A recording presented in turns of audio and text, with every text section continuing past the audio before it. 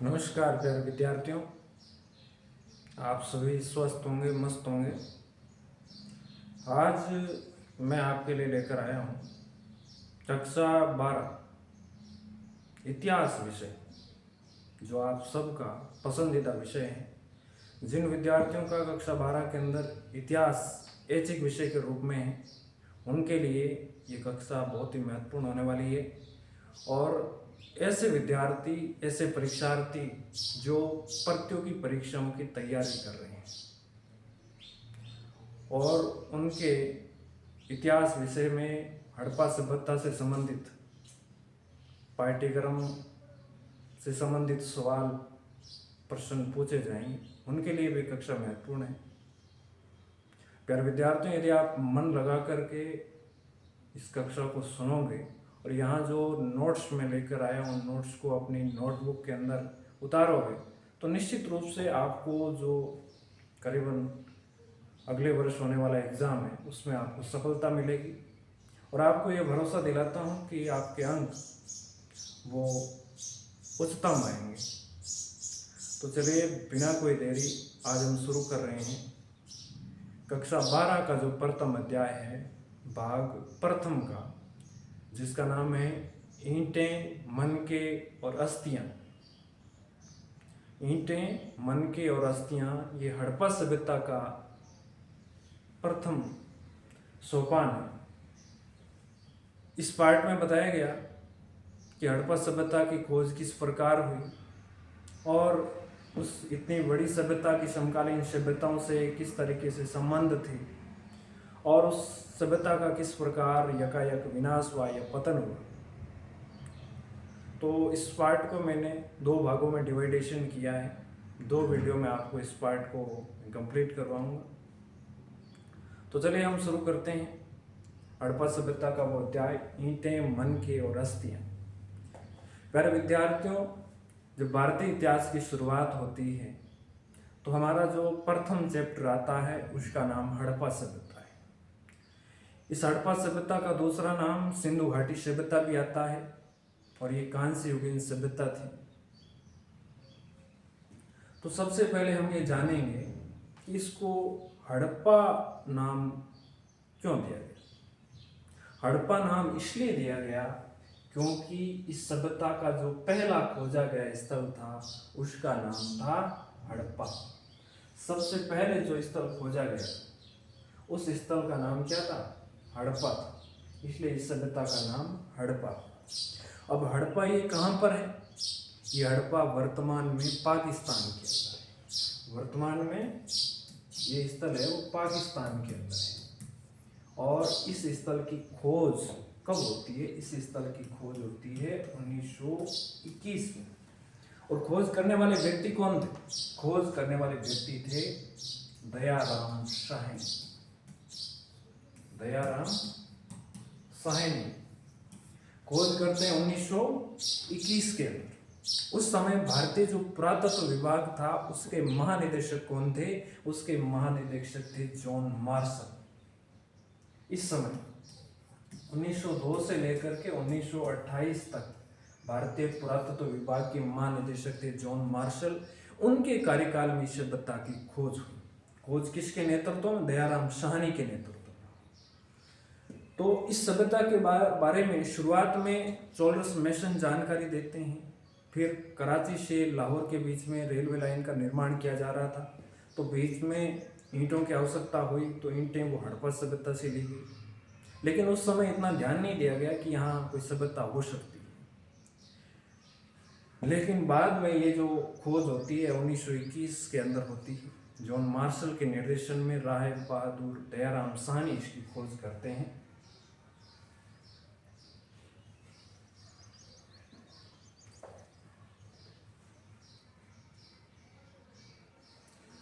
तो आगे हम चलते हैं। इस सभ्यता की खोज 1921 में हुई। दयाराम साहनी इसकी खोज करते हैं और वर्तमान में ये पाकिस्तान के पंजाब प्रांत में रावी नदी के तट पर है हड़प्पा स्थल।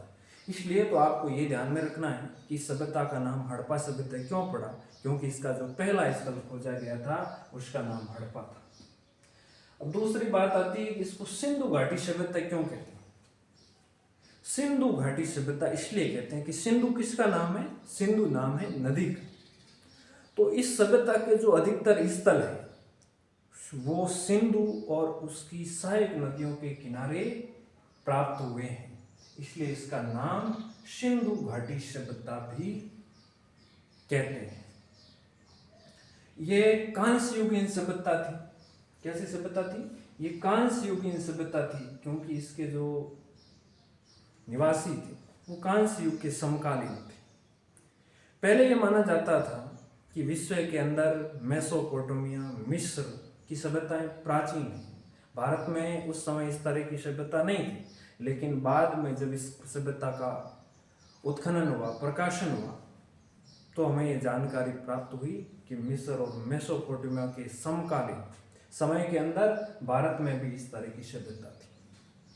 तो इस पार्ट के अंदर जब हम शुरू करते हैं तो सबसे पहली जानकारी आती है कि हड़प्पा सभ्यता की जो सबसे विशिष्ट पुरावस्तु यानी प्राचीन समय की जो जानकारी देने वाले स्रोत हैं, उनमें सबसे विशिष्ट पुरावस्तु कौन सी है? सबसे विशिष्ट पुरावस्तु है, उसका नाम है हड़प्पाई मोर। क्या नाम है? हड़प्पाई मोर। यह सबसे विशिष्ट पुरावस्तु है, सबसे स्पेशल है और हड़प्पा सभ्यता की बहुत महत्वपूर्ण जानकारियां उपलब्ध करवाती है। अब ये मोरे हैं वो किसकी बनी हुई? तो आपको ये ध्यान में रखना है कि मोरे हैं वो शैल खेड़ी नामक एक पत्थर आता है, उस शैल खेड़ी के पत्थर की ये मोरे बनी हुई है। अब इन मोरों पर कुछ जानवरों के चित्र भी अंकित मिलेंगे, साथ में कुछ लिपि भी लिखी हुई, यानी लिपि भी लिखी हुई है, लेकिन हड़प्पा सभ्यता की लिपि को अभी तक पढ़ा नहीं जा सका है। पुरातत्व विज्ञानियों ने इसको पढ़ने के बहुत सारे प्रयास किए, मगर अभी तक इसको पढ़ नहीं पाए। तो आपको ध्यान में रखना है कि हड़प्पा सभ्यता की जो मोरे हैं वो किसकी बनी हुई है? तो आपका उत्तर होगा कि शैल खेड़ी नामक एक पत्थर है, उसकी बनी हुई है, और इस पर चित्रांकन है, जानवरों के चित्र बने हुए हैं और लिपि भी लिखी हुई है, लेकिन इस लिपि को अब तक हम पढ़ नहीं पाए। फिर आता है कालक्रम।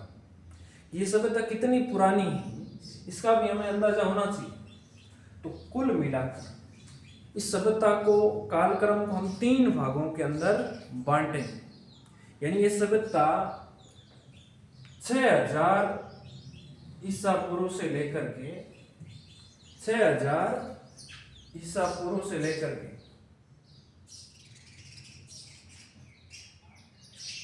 1300 ईसा पूर्व तक इसका कालक्रम है वो माना जाता है। 6000 से लेकर के 1300 ईसा पूर्व तक इसका कालक्रम माना जाता है। फिर इसके कालक्रम को वापस 3 भागों में बांटा जाता है।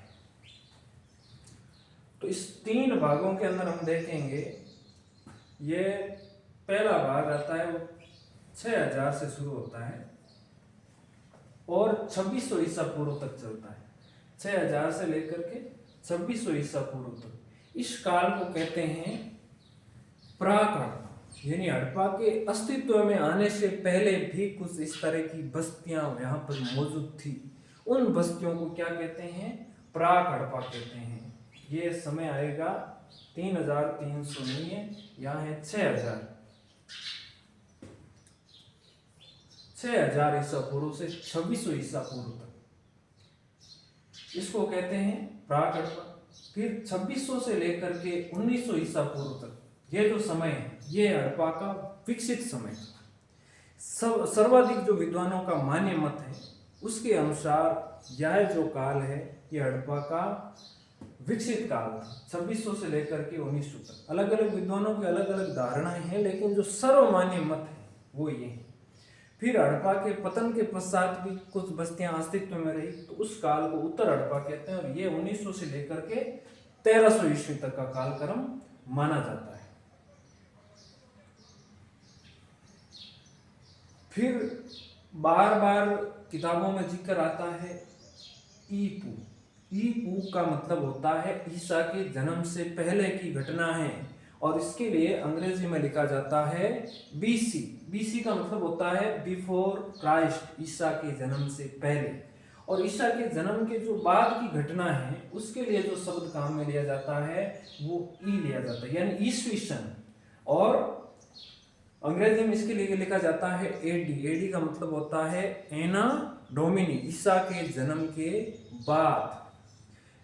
कई कई बार इसके लिए सीई भी काम में लिया जाता है। सीई का मतलब होता है कॉमन एरा, और ईसा के जन्म से पहले की घटना है उसके लिए बीसीई भी काम में लिया जाता है। तो ये सामान्य जानकारी के लिए पाठ्य पुस्तक में दिया हुआ है कि विद्यार्थी इस बारे में सजग रहे कि ई पू और ई का मतलब क्या है। ई पू का मतलब ईसा के जन्म से पहले, और ई का मतलब ईस्वी सन के बाद, ईसा के जन्म के बाद। अब ये जो सभ्यता थी इसका विस्तार कितना था? तो इस सभ्यता का विस्तार भारत, पाकिस्तान और अफगानिस्तान, यानी लगभग संपूर्ण भारतीय उपमहाद्वीप में सभ्यता का विस्तार था। 13 लाख वर्ग किलोमीटर के अंदर ये सभ्यता फैली हुई। कितने? 13 लाख वर्ग किलोमीटर के अंदर ये सभ्यता फैली हुई थी। और अब तक इस सभ्यता के 2000 से अधिक स्थल प्रकाश में लाए जा चुके हैं पुरातत्व विज्ञानियों के द्वारा, पुरातत्वविदों के द्वारा। 13 लाख वर्ग किलोमीटर में फैली हुई सभ्यता का सबसे जो उत्तरी छोर था वो भारत के जम्मू कश्मीर राज्य में कौन सा था? वो था मांडा, जम्मू कश्मीर के अंदर। आप पाठ्य पुस्तक देखोगे तो उसमें मानचित्र में बताया हुआ है कि सबसे उत्तरी स्थल है वो मांडा, जम्मू कश्मीर। और सबसे जो दक्षिणी स्थल था वो महाराष्ट्र में था, दहमाबाद, महाराष्ट्र में। और जो सबसे पश्चिमी स्थल था वो था बलूचिस्तान के अंदर, शुद्ध कोंगेडोर, सबसे पश्चिमी स्थल बलूचिस्तान, पाकिस्तान के अंदर। और सबसे जो पूर्वी स्थल है वो आलमगीरपुर, उत्तर प्रदेश के अंदर। तो ये हड़प्पा सभ्यता का विस्तार था। 13 लाख वर्ग किलोमीटर के अंदर ये फैली हुई विशाल सभ्यता, और आज से लगभग 4-5 हजार वर्ष पहले अस्तित्व के अंदर। अब इस सभ्यता की जो लगभग 2/3 बस्ती यानी करीबन 60 से 70% बस्तियां सरस्वती बेसिन यानी मैदान में स्थित है। पाठ्य पुस्तक में वैसे तो हड़प्पा सभ्यता एक नगरीय सभ्यता थी, यानी अधिकतर स्थल है वो नगर थे, अधिकांश जनसंख्या शहरों में रहती थी। लेकिन इसके जो 5 प्रमुख नगर हैं उनमें आता है राखीगढ़ी, ये हरियाणा के अंदर है। दूसरा आता है मोहनजोदड़ो। हड़प्पा और मोहनजोदड़ो का नाम बार बार आएगा, ये एक दूसरे से जुड़े हुए शहर हैं। यानी हड़प्पा और मोहनजोदड़ो एक साम्राज्य की जुड़वां राजधानियां भी कही जा सकती है। मोहनजोदड़ो ये पाकिस्तान के अंदर है और सिंध प्रांत में है। इस शब्द का अर्थ होता है मृतकों का टीला। हड़प्पा के बारे में आप जान चुके हो। धोलावीरा ये गुजरात के अंदर है। गनेड़ीवाल ये पाकिस्तान के अंदर है।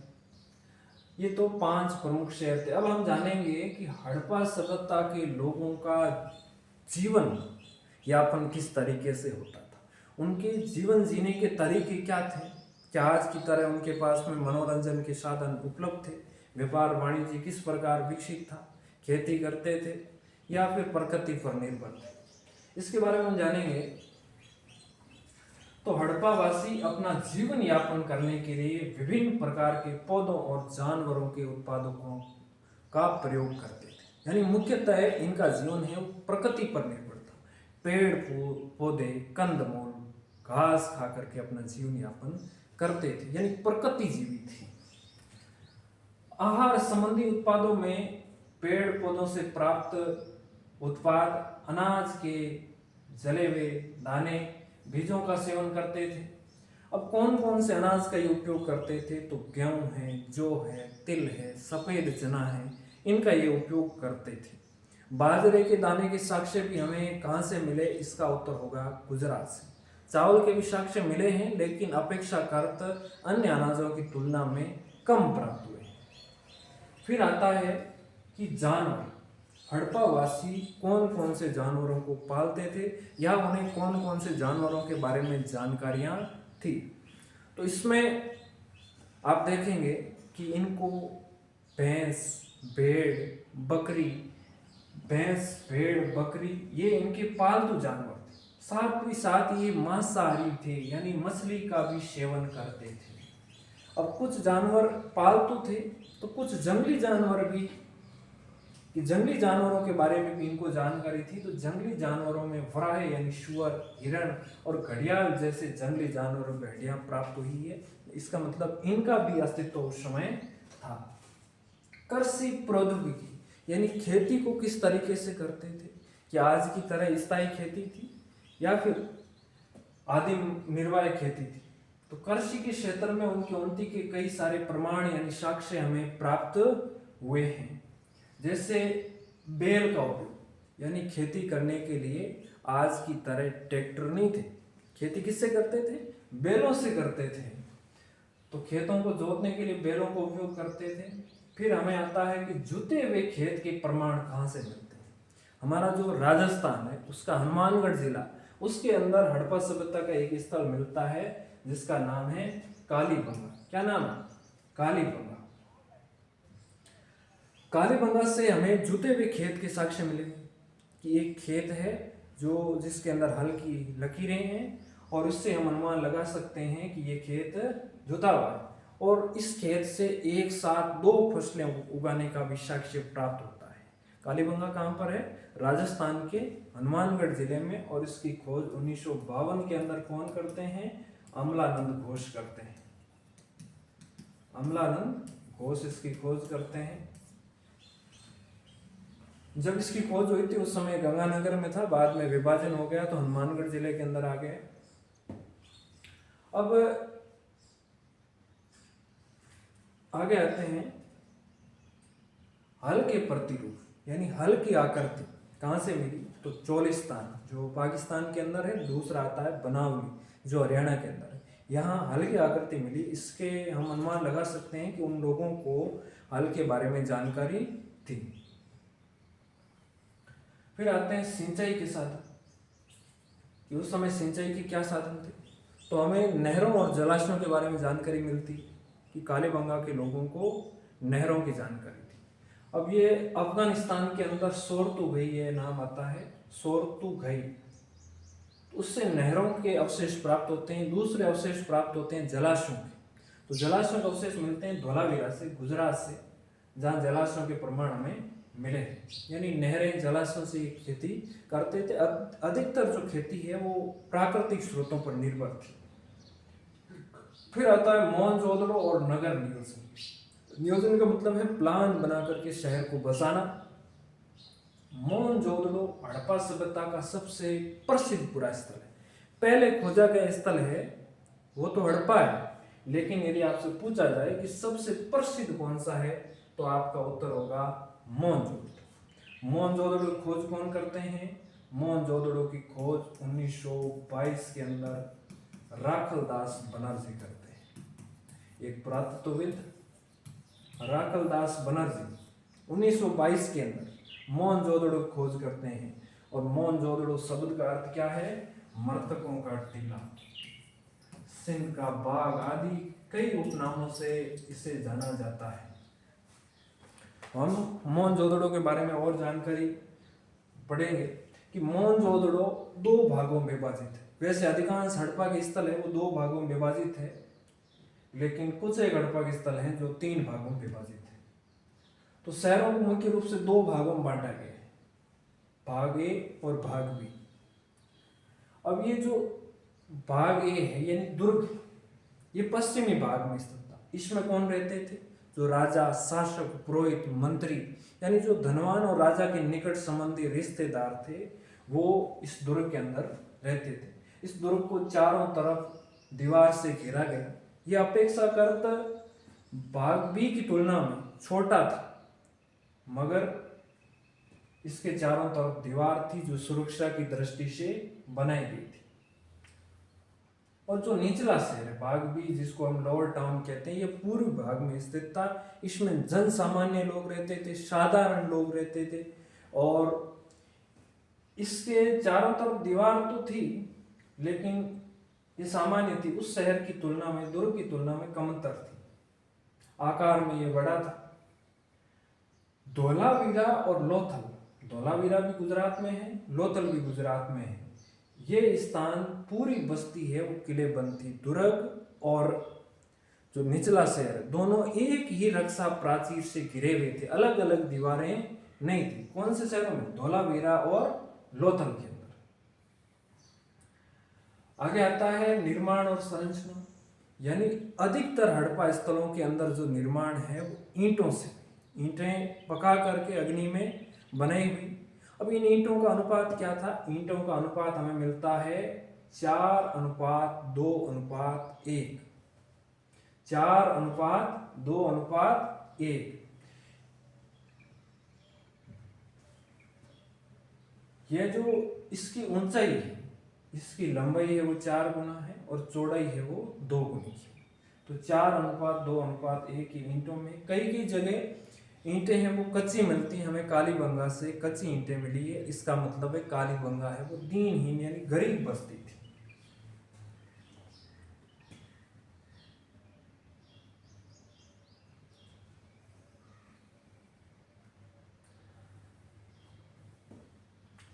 आगे हम देखते हैं भारतीय पुरातत्व विभाग, उसकी स्थापना 1861 में। अलेक्जेंडर कनिंघम इस भारतीय पुरातत्व विभाग के पहले महानिदेशक बनाए गए थे।